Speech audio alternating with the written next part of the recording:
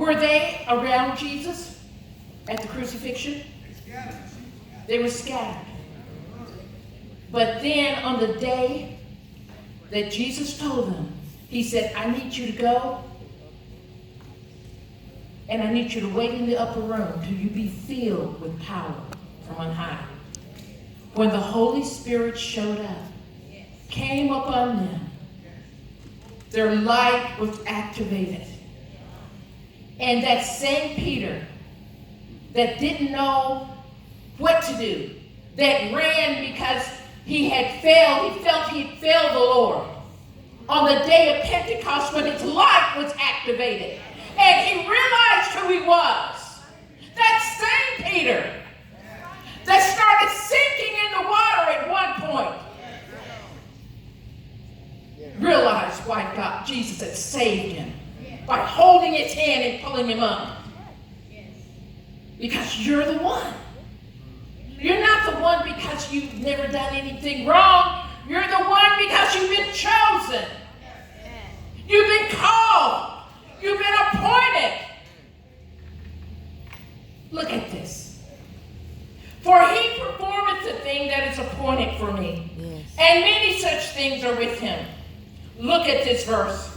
Therefore, y'all see this. Therefore am I troubled at his presence.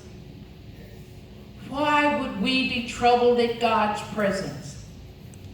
We are troubled because we know his expectations of us. He knows what's in that darkness, but he's sending you anyway.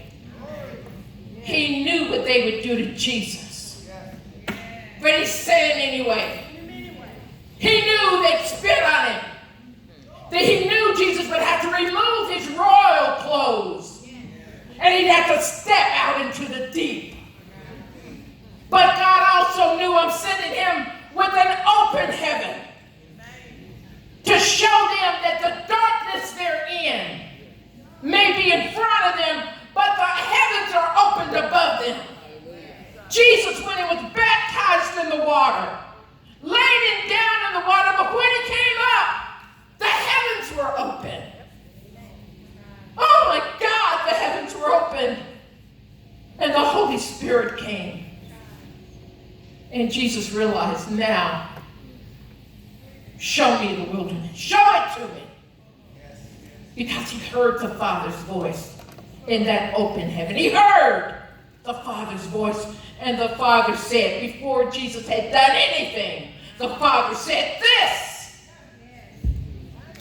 is the one. And I am pleased. So what happens when God's pleased? He trims off the fat, makes everything all right? No. It pleased the Lord to bruise him. Pleased the Lord to put him to grief.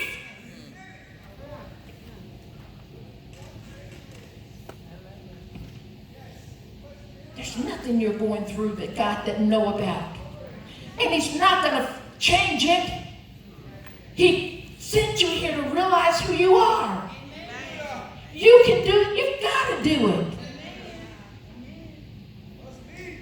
And his words, God's words have gone before you. The words say that no matter what, I will never leave you. I will never forsake you. His words have gone before you that say you are my beloved son. You can do this, for I am well pleased. This last part, I'm going to let you go. Therefore am I troubled at his presence. It's all right to be troubled because he expects a lot from you. When I consider this whole thing, I am even afraid of him. Why are you afraid of him? Why are you afraid? It's because of where he's sending me. Where is he sending you? What does that last verse say? For God makes my heart soft, and the Almighty troubleth me, because I was not cut off from the darkness. You are made to penetrate the darkness. You are made to go through some of the roughest times there ever have been. What will kill somebody else, you thrive in. It won't kill you. It won't kill you. And stop trying to pray it off. Walk into that darkness. Because you are the light. There's some people who can't find their way out until you come. They won't go out. They won't come out if I go. They don't know me. They know you. And the last time they saw you, you were worse off than them. Look at you now. Nah. He sent you. You got to go get them. Stop waiting for somebody else to do what God sent you to do. He makes your heart soft. You keep trying not to care about him, but every time you turn around, you're thinking, I really need to go. That wasn't you, that was God making your heart soft.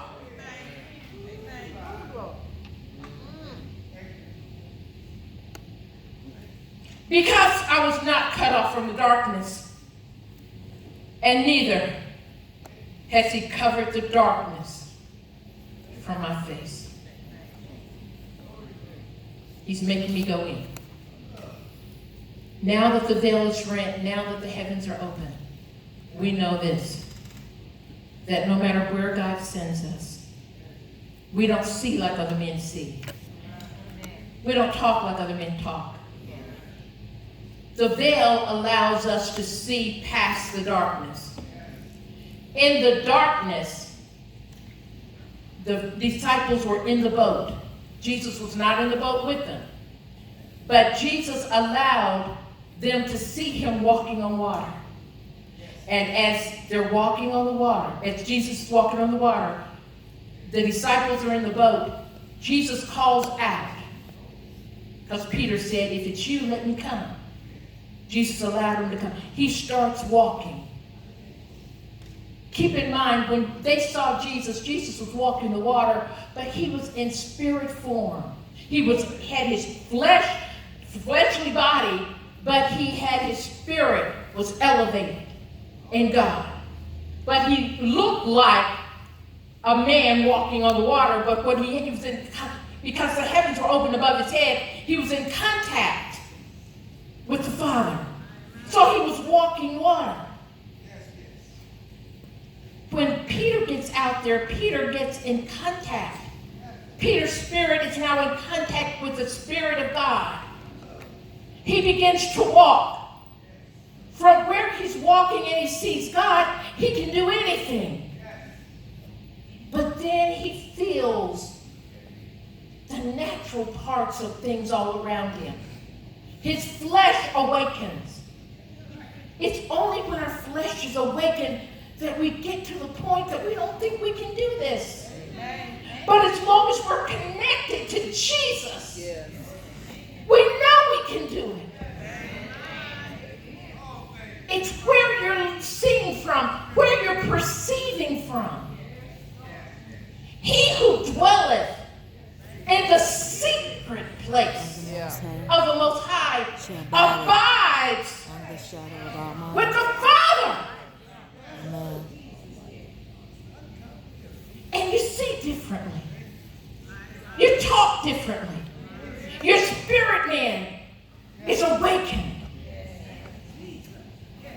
You can do all things. You can hear God in a way nobody else can. God will be talking to you while you're in a group of people. And your tears will be streaming down your face. And all of them, they'll be looking at you. What's wrong with you?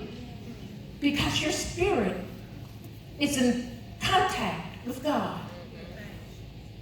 You realize now, I am light.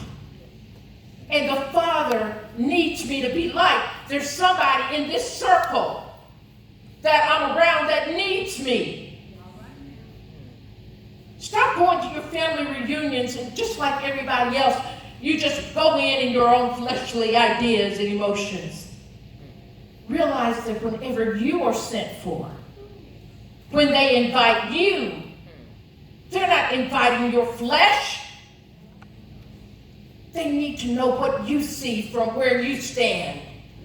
What you know about God that they don't know. Help them. You are light. You can see beyond the hatred.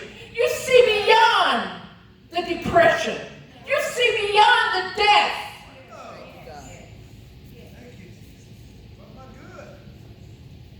While we are in this earth, in this fleshly body, three of the things that scare us the most since the creation of the world has been death, hell, and the grave. And even now, there are people right now, they'll do anything. They'll give all the money they have in the world so they won't have to die.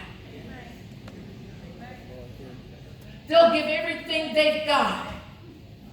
They'll do anything. They'll take any experimental drug. Just don't let me die. But it has been appointed unto us. Every man shall die. But we don't die as they have perceived the death. Yes, we will die to the flesh. But we are eternal. Our spirits are eternal. If you haven't come for anything else today, know that God wants you to know the veil has been rent. The light is now turned on. You can speak to God. You don't have to have 3 and 4 people that you have to call on the phone and tell them to pray for you. You are living under an open heaven. And that open heaven allows you to open your mouth and talk to God for yourself. You lay hands on the sick, and they will be healed. You speak into the lives of people, and they shall be changed. You do what God told you to do. Believe.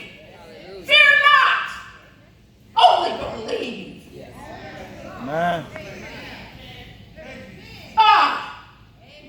Trust in Him.